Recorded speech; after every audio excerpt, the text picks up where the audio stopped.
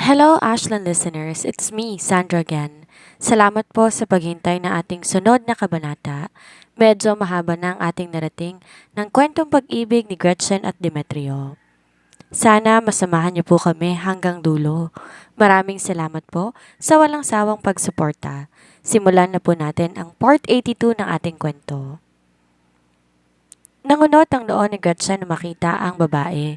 Wala pang ibang nakakaalam na narito si Demetrio sa ospital bukod sa kanya, kaya nakapagtatakang nandito ng dalaga. What happened to Demetrio? Bakit siya nandito sa ospital? Is he alright? Sunod-sunod nitong tanong at kulang na lamang maglupasay sa iyak. Nagkaroon siya ng diarrhea. Kaswal niyang sagot. What? Bakit? Ano bang pinapakain mo sa kanya? Dapat nag-iingat siya sa mga kinakain niya. Oh God, I'm so worried.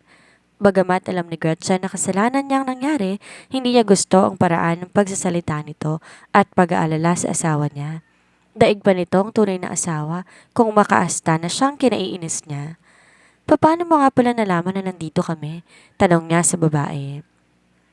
Kita niyang natigilan naman si Bianca sa tanong niya, pero maya-maya lang, mabilis na nakahuma. I just got discharged. Nakita kita, kaya't sinundan kita and that's where I saw Demetrio lying in the hospital bed. Pagdadahilan pa nito.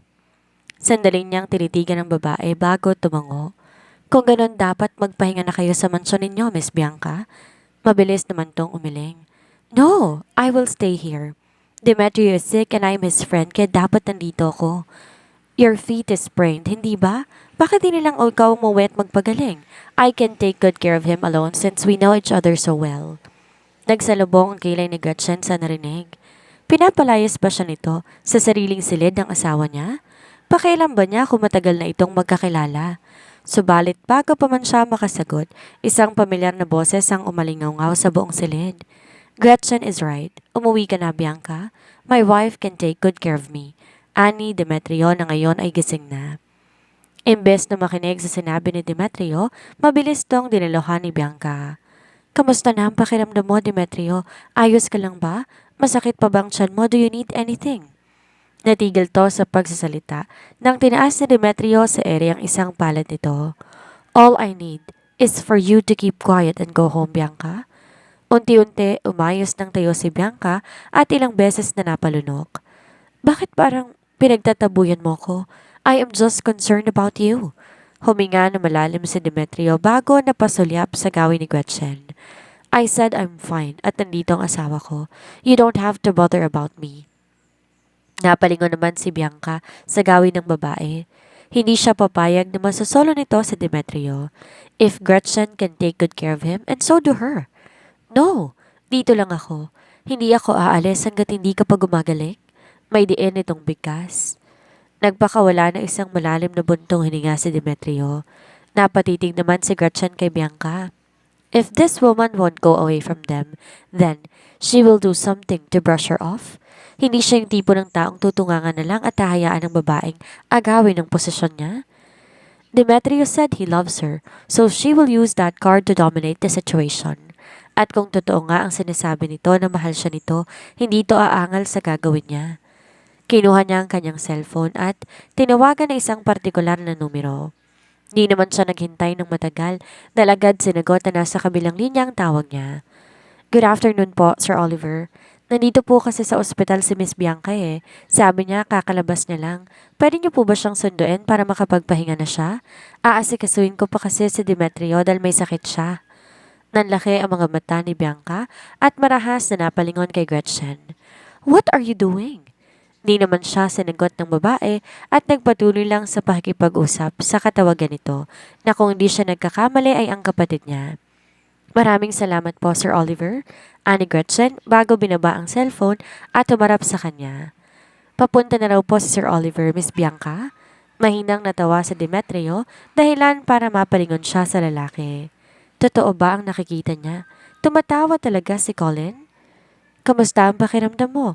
Masuyong tanong ni Gretchen at hindi na binigyan pa ng pansin si Bianca na nagingit-git na sa galit. I'm doing fine now. Tila walang nakikitang ibang tao ang dalawa na mas lalo pang nakadagdag sa inis na nararamdaman ni Bianca. At dahil ayaw niyang makitang dalawa, nagmarcho na siya paalis nang di man lang nagpapaalam. Pasensya ka na. Dahil sa akin kaya na ospital ka? Buntong hiningang ani Gretchen ng silang dalawa na lamang sa loob. Maaliwalas ang mukha ni Demetrio na para bang hindi ito nagkasakit at nakuha pang ngumiti. I did have fun with you. Getting sick is all worth it? Hindi mapigilan ni Gretchen ng mapairap. Tumigil ka nga. Babawi na lang ako sa'yo. Ngayong may sakit ka, ako naman ang mag-aalaga sa'yo. Napatingin si Demetrio sa kanya. Gusto mo ba talagang bumawi sa akin? Napakurap-kurap naman si Gretchen. Oo naman. Naalala mo ba ang sinabi ko sa'yo nung nasa elevator ka?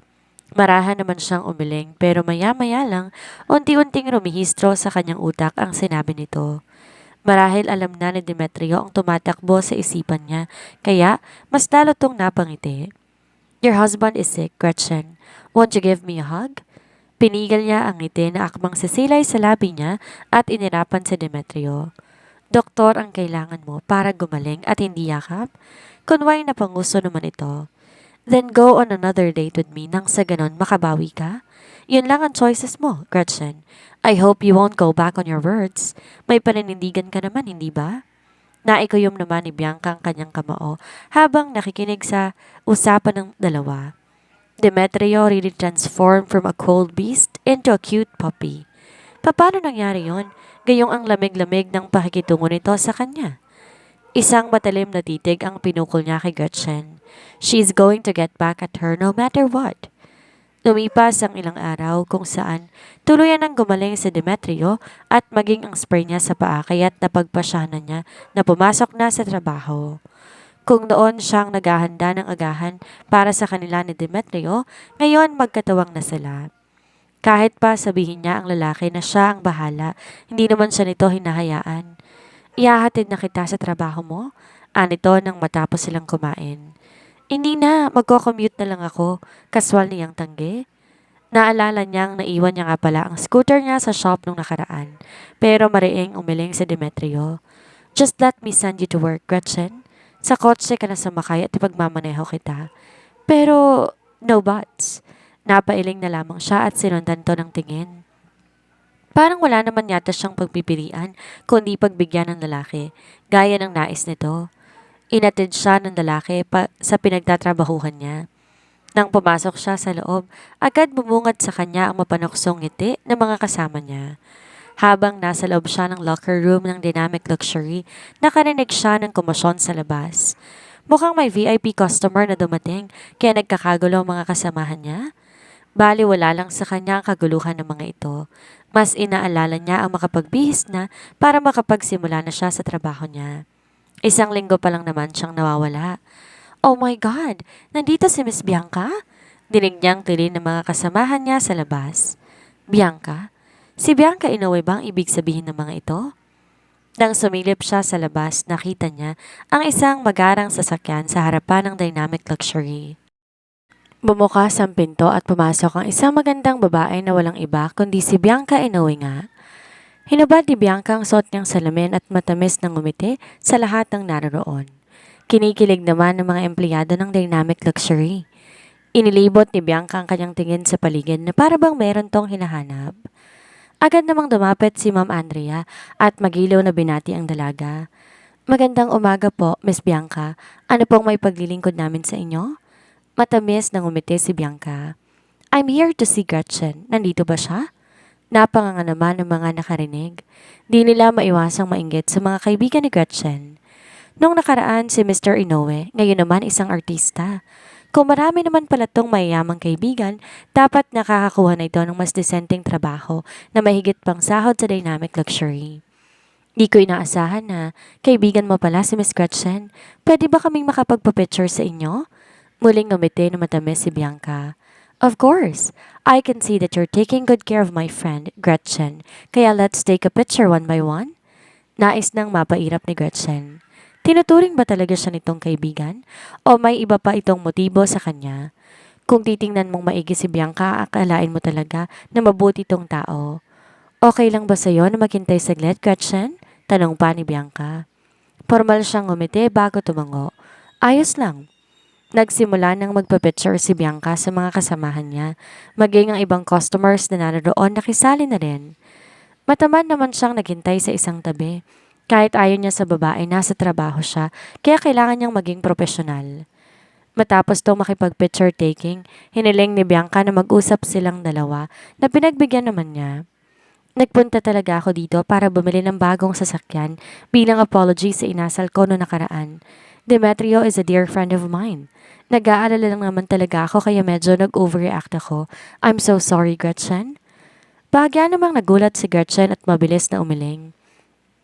Hindi mo naman kailangan ganyan, Miss Bianca, at naiintindihan kita. Mahinahon niyang sambit, pero mariin na umiling si Bianca. No, it's my way of showing to you that I am sincere about the apology I'm offering you, kaya hayaan mo na ako. Napatitig si Gretchen kay Bianca.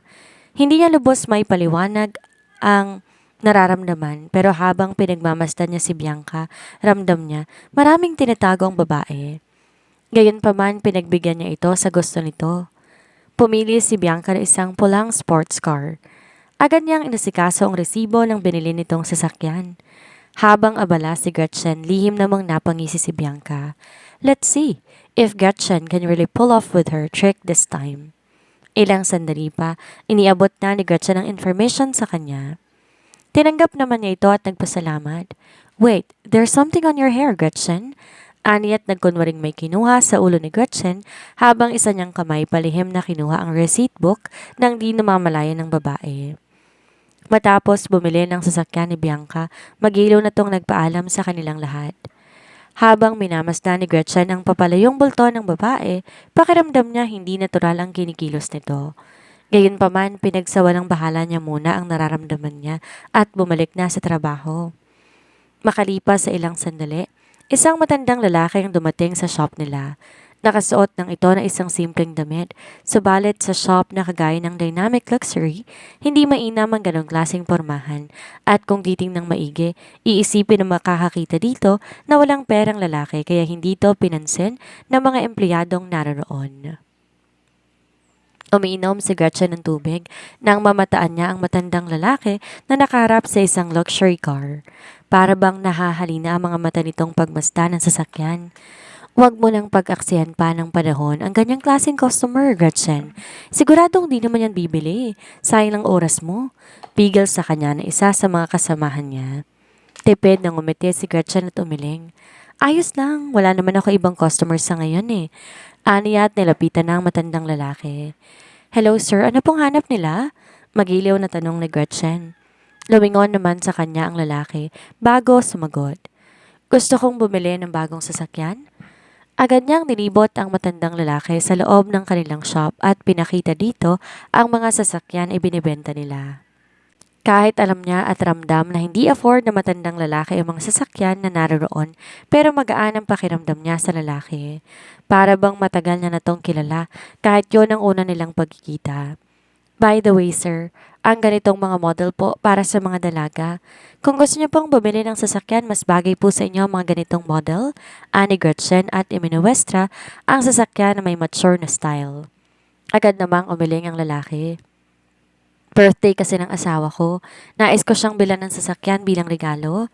Talaga po? Ang sweet niyo naman po sa asawa ninyo. Nakangiting ani Gretchen. Di niya maiwasang isipin si Demetrio ng mga oras na yon.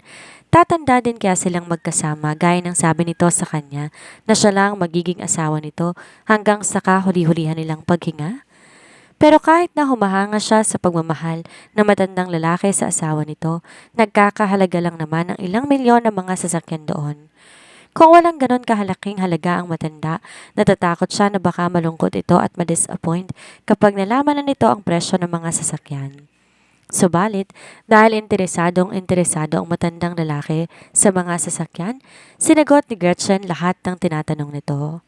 Para itong isang binata na namimili lang ng ireregalong bulaklak sa nobya na ikinatuwa ni Gretchen. Okay naman ang magarang sasakyan, sir.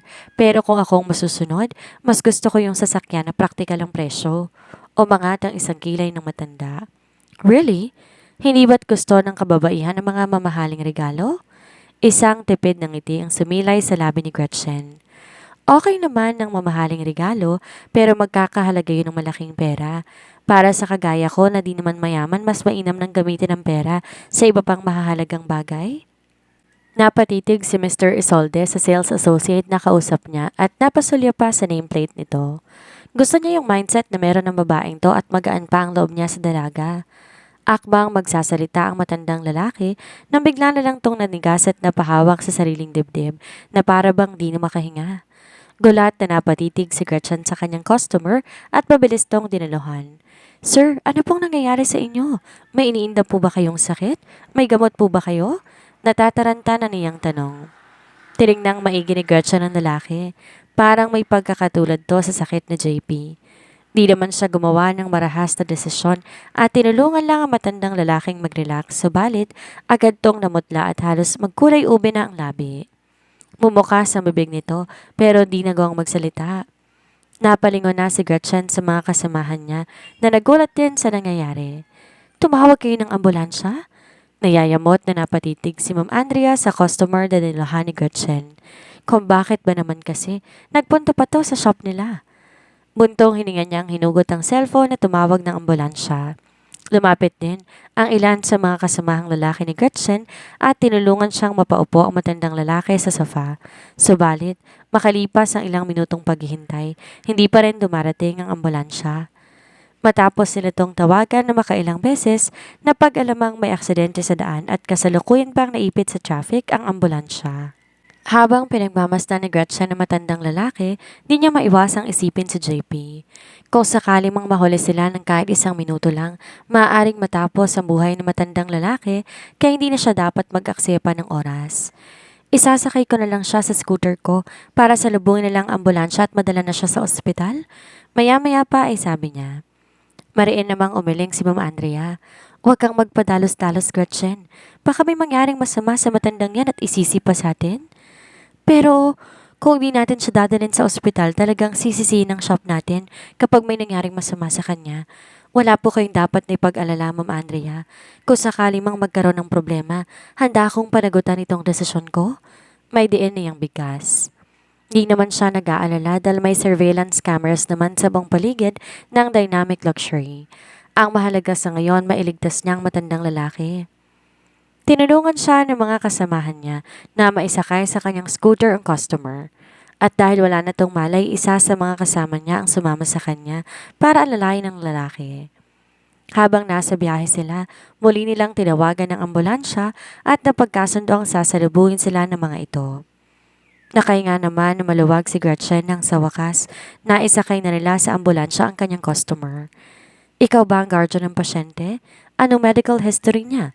We also need his name, age, at kung anong mga gamot ang iniinom niya. May allergies ba siya? Sunod-sunod na tanong ng nurse. Di naman nakasagot si Gretchen. Bilisan mo, miss. Tila naiinis nitong bigkas. Bago pa man nakasagot si Gretchen, ilang kalalakihan mula sa likuran nila ang bigla na lang dumating at tumarap sa nurse. She's not a family member. Anito sa nurse bago nilingon si Gretchen. Bodyguards kami ni Mr. Isolde. Maraming salamat sa pagliligtas mo sa kanya. Kami nang bahala sa pasyente. Napakurap-kurap naman si Gretchen. May bodyguards ang simpleng matandang lalaki na dumating sa shop nila? Akala nila mahirap lang to. Mabuti na lang at bahagya ng nagkamalay ang matandang lalaki. Napapitlag pa si Gretchen nang hawakan nito ang kanyang kamay at marahang pinisil bago siya tinanguan, kaya tuluyan niya nang ipinagkatiwala sa bagong dating ang matandang lalaki. Pinanood nilang dalawa ng kanyang kasama ang papalayong ambulansya. Tuluyan na siyang nakahinga ng maluwag at magiging ligtas na si Mr. Isolde. Magiging maayos lang naman siya, di ba? Nag-aalalang tanong ng kasama niya. Tumango naman si Gretchen. Nadala natin siya sa tamang oras kaya magiging maayos din ang lagay niya. Agad na dinala sa emergency room si Mr. Isolde. Mabuti na lang at di naging malala ang kalagayan niya dahil mabilis siyang naagapan ng babaeng nagngangalang Gretchen. Nasaan ang babaeng nagligtas sa akin? Tanong ni Isagani sa mga tauhan niya. Nagkatinginan naman ng mga to bago sumagot ang isa. Hindi na po siya sumama sa amin dito sa ospital pagkatapos na kayong madala sa ambulansya, sir. Bahagya ng nalungkot si Isagani sa narinig. Hindi man lang niya to napasalamatan sa pagliligtas nito sa kanya. Napakabait nito at sobrang gaan ang loob niya sa babae. Habang pinagmamasdan niya ito kanina, isang tao lang sumagi sa isipan niya na naging dahilan kung bakit mas lalo pa siyang nakaramdam ng kahungkagan sa puso niya. Balang araw, babalik siya para gantimpalaan ng dalaga sa kabutihan nito sa kanya. Muli, nakatapos na naman po tayo ng isa na namang kabanata. Sana'y nagustuhan ninyo. Huwag po kayong bibitiw dahil may isa pa tayong part na nakahanda. Ako po ay hindi napapagod na magpasalamat sa inyong walang sawang pagsuporta. Huwag po sana kayong magsasawang tumangkilik sa ating mga kwento. Thank you po at God bless us all.